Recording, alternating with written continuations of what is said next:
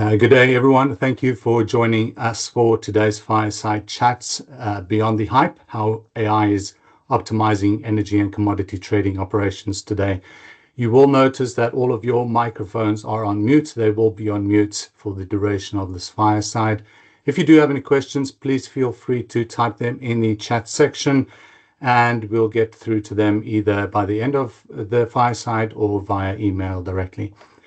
So please allow me to introduce our wonderful guests today. Firstly, our host for today is Dr. Irina Reitgruber, who is based in Vienna and is an energy trading and risk software expert, an affiliate analyst at ComTech Advisory, and has held several global head of product management positions for several energy trading and risk vendors. Joining us from S.E.T Select Energy is Alexandre Rezaee. I believe I got that right. Alex is Hamburg-based Global Chief Risk Officer and a CFA charter holder with over 17 years of experience in multi-commodity analytics, operations, risk management experience across US, European, and Middle East energy and commodity markets. Thank you, Alex, for joining us. And lastly, our esteemed CEO, Ganesh Natarajan, with over 22 years experience leading complex ETRM, CTRM transformations, product strategy, and large-scale implementations for global metals, commodities, and energy companies. Thank you very much for joining us, guys. And Irina, with that said, I'm handing it over to you. Thank you, Mark. Thank you for introduction. So nowadays, there are a lot of discussions about AI everywhere, in the conferences, webinars, but today we will try to concentrate on practical aspects of this, to talk about real-life applications of AI. ComTech Advisory have performed a research this year on how software vendors integrate AI in their software and how commodity and energy companies using AI in their companies, in their business. We will talk about the findings of this research later in the discussion, but what I want to tell now in the beginning is that there are certain use cases where companies are ready to use AI. This is, for example, information services, so the ways to grab information from different websites, from different system databases, and present it to the user in a certain form. In forecasting, using mainly machine learning technique, and in workflow automation. This is the use cases where currently proliferation of AI is the strongest. On the other side, there are a lot of concerns and reservations around AI. And those concerns and reservations are concentrated around topics like data privacy, data security, compliance, legal framework on one hand, and lack of trust to AI output and looking at AI as a black box. So that was the state of the art, so to say, in the beginning of the year. But the technology and the attitude to this technology develops very fast. And I believe we will hear a lot of new things today about the AI. So as I said, we want to talk about real life use cases. And one of those use cases is related to intelligence information search. All of us are using tools like ChatGPT in our daily life. We want to have the same convenience of using that in the business. So to use real natural language prompt to control ETRM system is something new. And I don't think that everybody is ready to use it. So in the beginning of our conversation, I would like Alexandre to share his experience, the experience of their company with using informational services with natural language prompts. What are the advantages of that, but also if there are concerns, how you resolve it. Thank you, Irina. Thank you very much for inviting me as a guest. And yes, indeed. So I have been, me and the teams I'm supervising and the different analysts and operators over the past 17 years. So the landscape has evolved and the technology has evolved, especially in the field of CTRM. And they have become more and more user-friendly and more intuitive, but definitely there is a step up with the introduction of AI. And what I want to say is that compared to even 10 years ago, in terms of real life experience and the impact it has done, well, one indicator is when you hire a new analyst or new operator, there used to be a cost of entry, which spanned until 6 to 8 months to learn how to operate the system. And that has definitely, or can be definitely reduced, with the introduction of AI logics, because long story short, for me as a user, I see AI as a way for you to avoid having to learn how to operate your machine, how to operate your software, if this is properly designed. So this is one of the benefits I see.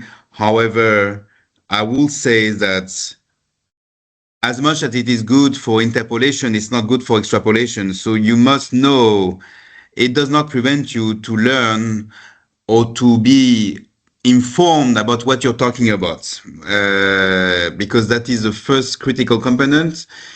You don't have to learn how to use the system anymore, but you have to learn how to use the AI. And so if you don't know what you're asking for, you will not know how to interpret or how to evaluate the response that's given to you back.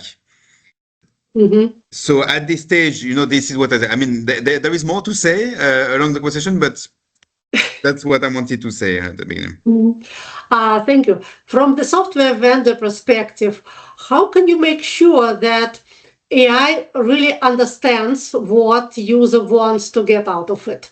That may be a good question for Ganesh here. Okay. Thank you so much for having me, Alex and Irina, and thanks for having me as a guest. So I think it's a great question, right? So Alex hit the nail hard, right? He's talking about the cost of entry and the time taken to adopt a system, right?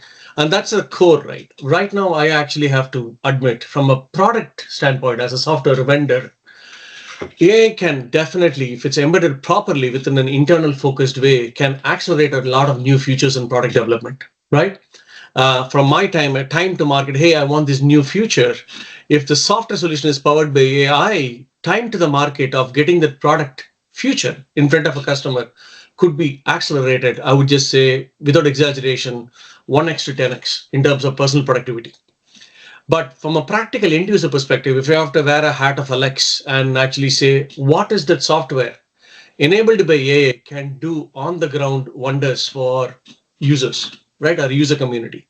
If I have to break down your question, Irina, I would just say, if I have to take a very top-down approach, like front office spends comparatively less amount of time in a physical commodity business in getting the deals into the system. So AI can definitely optimize your trade capture using your machine learning models and natural languages model. Hey, book a trade with X counterparty, this lot, this delivery location. You could absolutely cut down the time of entering the trade entry much, much simpler. I personally see, based on my experience in working with people like Alex and his user group across different markets, is the schedulers and operations team who was involved in a lot of heavy duty stuff, starting from matching the cargoes, making sure the cargoes go to the right places, custom purposes invoices, taxes, all the nitty gritties. Absolutely, the workflow automation on the operators, if designed carefully, could do wonders. Because that's one of the areas where you have a lot of operational risk. If you just miss a VAT compliance, you actually have a problem. If you just really mark to market your curve towards a different location, you're going to have a problem. And that team actually receives a lot of external third-party terminals, operators, shipping companies, invoices, and other stuff.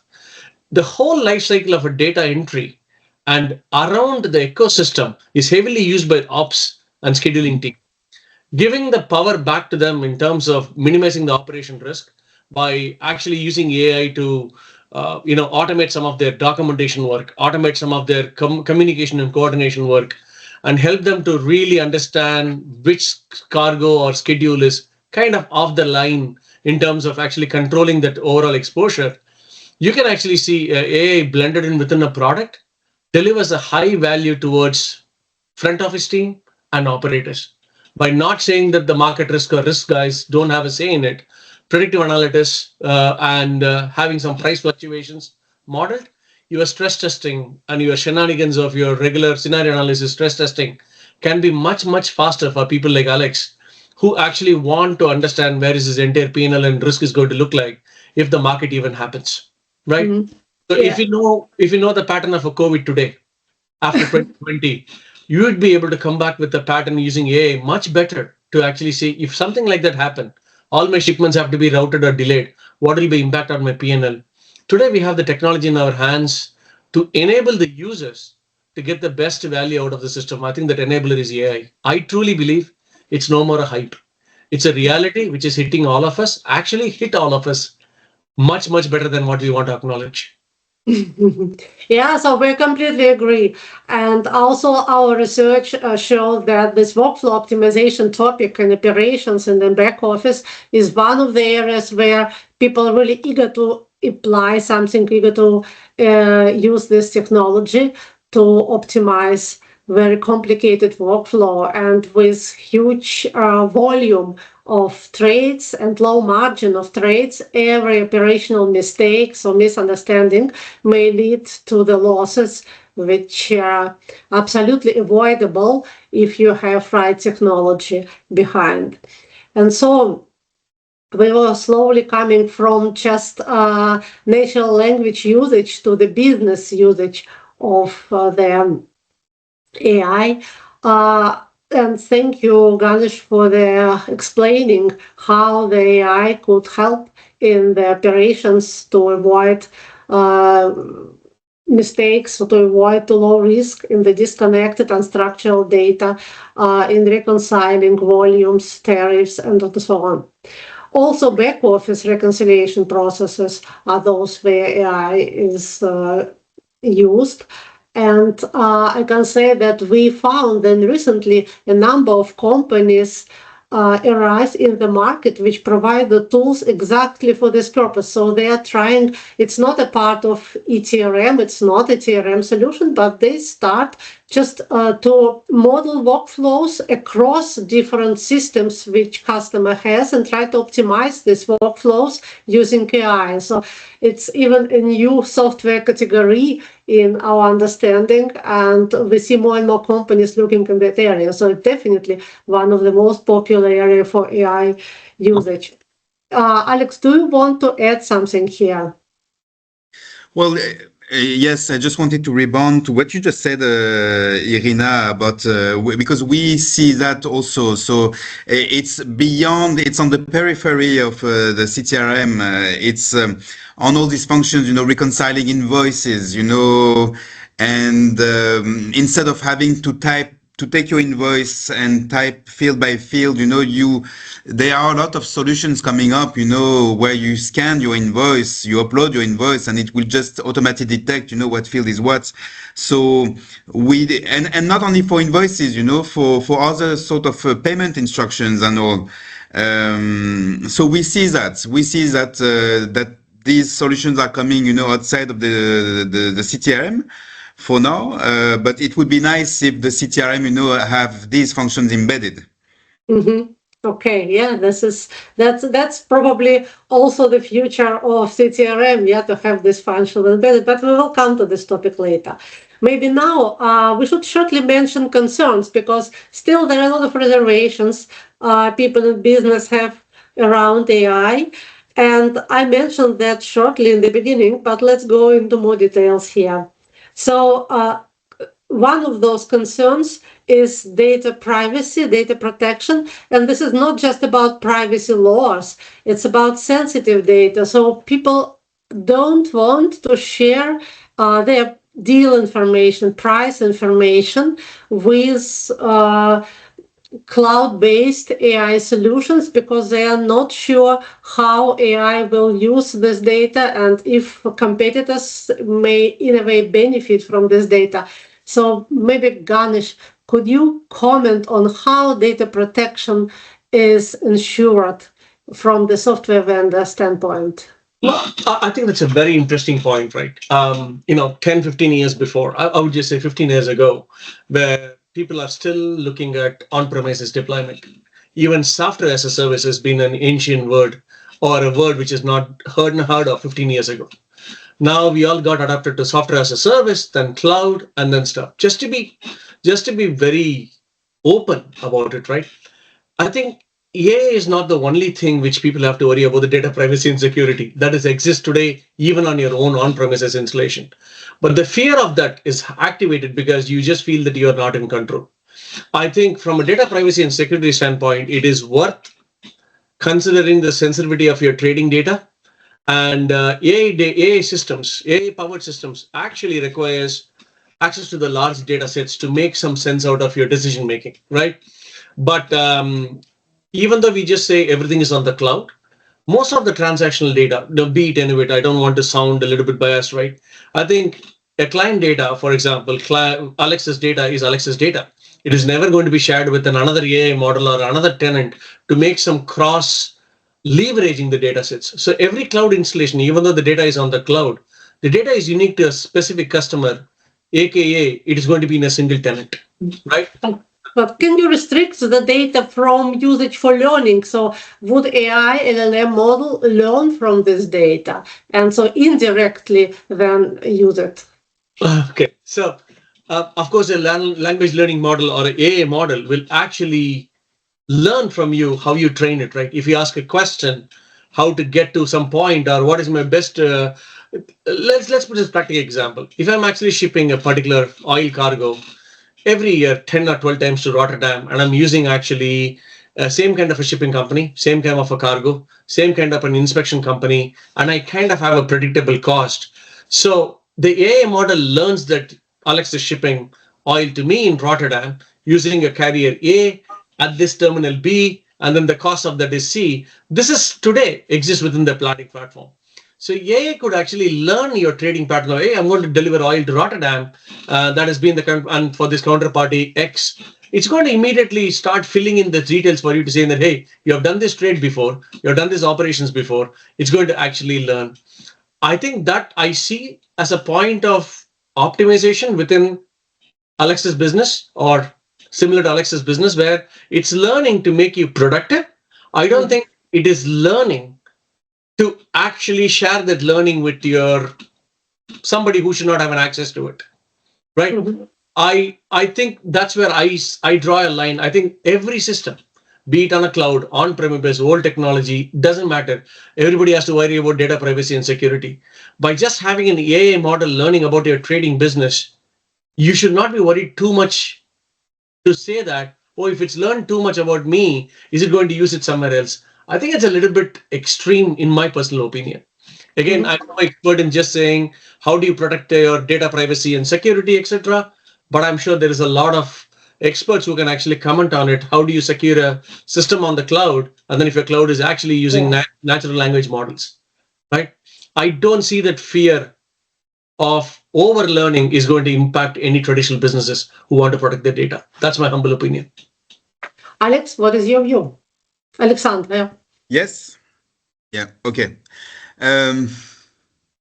About the concerns, well, I'm not too worried about the data privacy and the seclusion or the segregation of compartmentalization of information.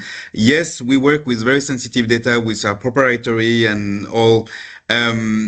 This concept were already ring fenced in the prior and the current world, and I'm sure that this will be tackled. Because AI or not, you always set the boundaries of it.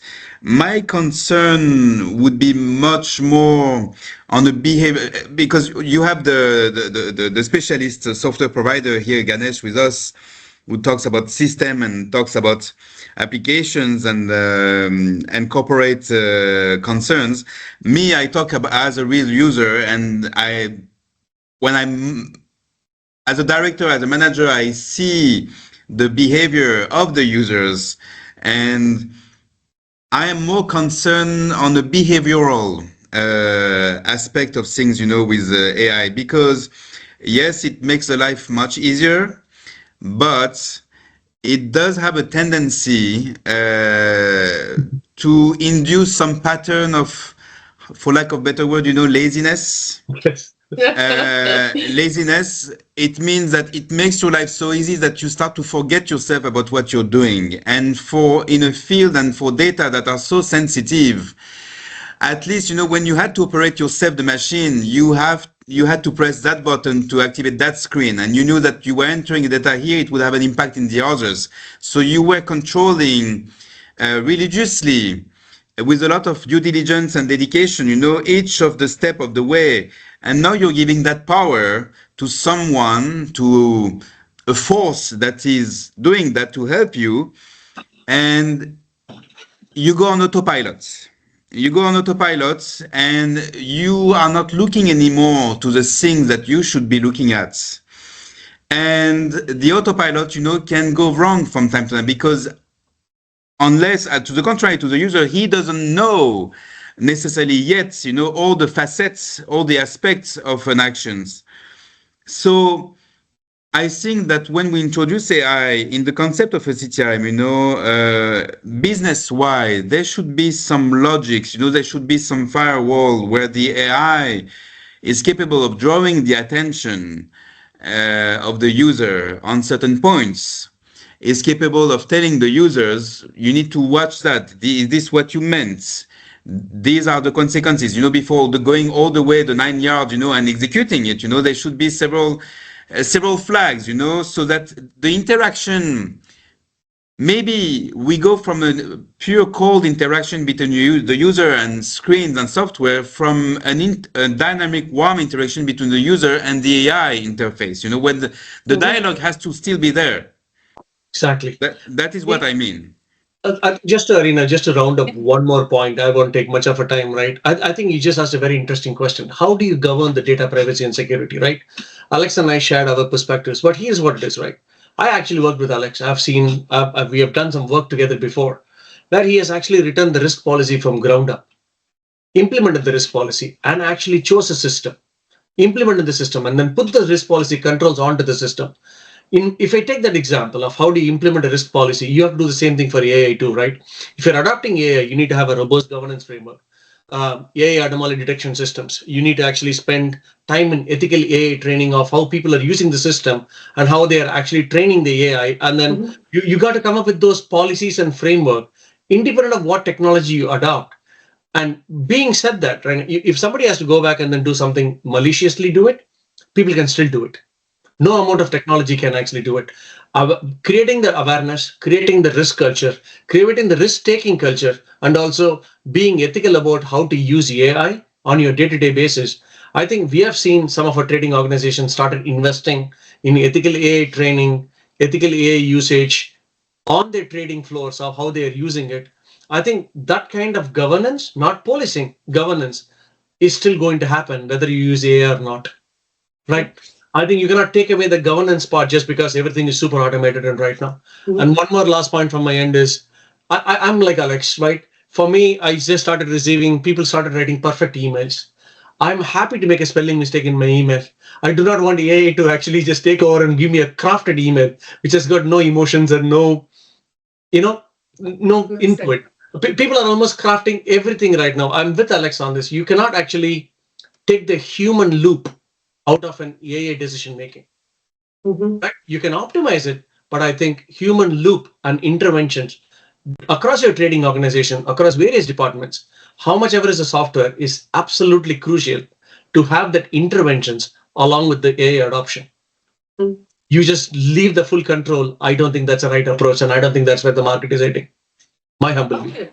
Yeah. Well, thank you. I mean, you touch upon very important points. So actually, we're talking about the trust building in AI output, and human in the loop is one of the points here. So it's important from trust perspective, but also important from discipline perspective, with user need to take control. And there is also a responsibility question. If the mistake happened, who is responsible? You cannot say it was AI. There will always human responsible for the result. And I think from this point of view, there are a lot of components which are coming together here. It should be certain governments, it should be certain controls and procedures in the company dealing with AI, but also from the software provider, it's important to allow to set flexible controls, flexible points where the user must interact or must oversee their AI activities. So after discussing that, we should go and try to see what is the future. How do we see the future application of AI? So from our side, from ComTech, after performing that research, where we have found that in certain cases, people are really ready and flexible to use AI.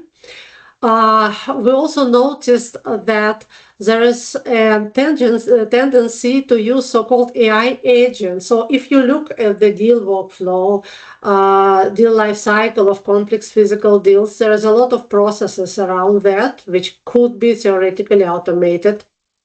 And people start using so-called agents, saying that, for example, download files, write draft emails, not write emails, create mappings, and so on. There are few single activities which can be orchestrated together into any workflow. That provides certain flexibility for users to have some bespoke workflows, and that's also one of the points. People want to use AI for their bespoke purposes. They don't want to be in kind of standard way. So this also allows customizing and flexibility. The other tendency trend we have already mentioned is the emergence of companies for the workflow optimization, which have different approaches to that. And the last one, which people usually mention in this respect, is analytics and use AI with respect to risk analytics. Here, I don't believe AI will completely win this field. I think that classical analytical methods will continue to coexist with AI tools, where AI can use certain machine learning capabilities, pattern recognition capabilities, but it will not replace analytical methods in risk management and forecasting and other similar area. This is what basically findings of report we did, and I would like Ganesh to explain us how Enuit views the future tendency and what upcoming releases of the software will bring the users. Usage of agents or AI technology, right? I will use agents and models pretty much synonymously for my answers, Irina, right? If you think about it, right? If you're in a physical commodity business, basically bulk or cargo-based businesses, right? AI agents or the AI capabilities within the core product can absolutely optimize your supply chain routes. Hey, you've been doing this, your transportation cost historically has been this. If you just do this transportation cost, we are not saying we are optimizing it for you. Don't take me wrong. We are just saying if you do this, you could achieve this automation in terms of cost and P&L. That's one classic example where people are definitely started using AI across the board for supply chain optimization to find out the most cost-effective way of moving the goods in the physical commodity business. The second area where I would just say is market sentiment analysis, right? So you can use AI agents to really understand, hey, there is a war going on, geopolitical situation currently happening. You already have some softwares right now which is saying, okay, I'm going to get the market data feed, I'm going to get the news articles, I'm going to get the social media handles, and I'm going to create content to enable my trading decisions, right? And today, you have tools already by different data aggregators and providers, but the agent could absolutely enhance the faster sentiment analysis much better than the current tools, especially for the front office. On the financial trading side, if you think about it, right, already algo trading, if you don't use the AI for next 5 seconds, algo trading has been in the market for 10 to 12 years right now. What is algo trading? You're basically executing your trades based on the predefined strategies, real-time market analysis and stuff. And algo trading, especially, can enhance its power much better because it's much more enhanced with this more predictive learning, predefined strategies by an AI. That's one. And you are spot on, right? Having a very seasoned experience, someone like Alex who has actually lived and breathed through his risk knowledge. You're not going to just say that, oh, you know what, we don't want any more war model. We don't want any more Black-Scholes model. AI can do it better. I think AI's power is to learn from what you know, enhance it to make it much more effective rather than completely wipe out the old coherent principles of commodity trading, which anchored the industry for a long time. That's my humble opinion, Irina. Right? It is here to enhance. It is not here to replace. Thank you. In whatever situation. Yeah. Alex, what is your view of the future?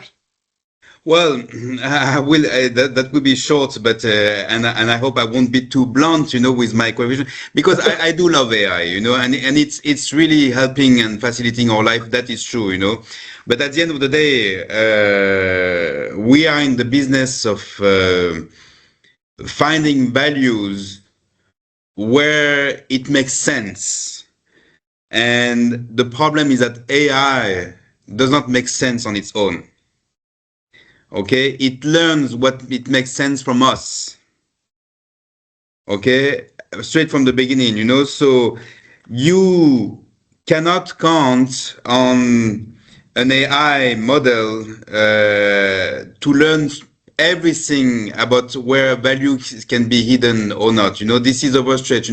Of course, it will do the 75%, the 80%, but the 10, 15, 20% that is uncovered values, that is intuition and sense, AI will never be able to catch up on that, That's what I'm meant to say. So it will cut short, it will find you shortcut, for the first 80%.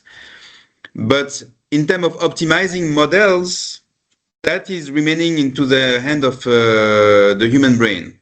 Of course. Yeah. So AI came and will stay with us and help us to make our life and workflow easier, more efficient. More real-time insights could be provided, decisions can be better supported, but AI will not replace the human knowledge, not replace trader, not replace operators, and so on. That's for sure. In short, it is actually providing more knowledge to you at the fingertips to make it much more productive. I don't think you can just tell the AI, make a better commodity decision for me of how to optimize. I think that you cannot replace a classic experience just because ChatGPT said so.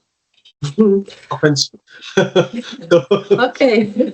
So on this positive note, we would conclude our discussion. Do you want to have any final statements?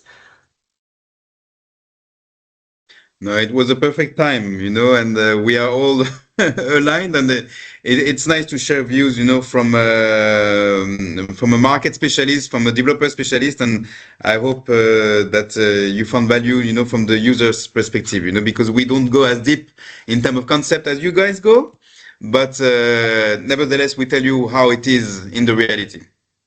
Thank you. Ganesh? I think I would just say embrace the change. Right? I don't think there are no true AI experts exist. I'm not trying to offend anybody. All of us are learning collectively how to adapt this new wave of technological change, which could absolutely impact everything we are going to do. I think not every expert is an LLM model. Not everybody knows every technology in AI. Not everybody knows how to use different ChatGPT engines or parallels. But if you just embrace the change, let it take its own course. But you just need to learn how to prompt it and how to use it rather than they use AI using you. Maybe that's what would be my takeaway from this session. And I'd love to share the floor with you and Alex, and grateful for the opportunity, Irina and Alex. Thank you. Thank you both for participating and Mark for organizing the session.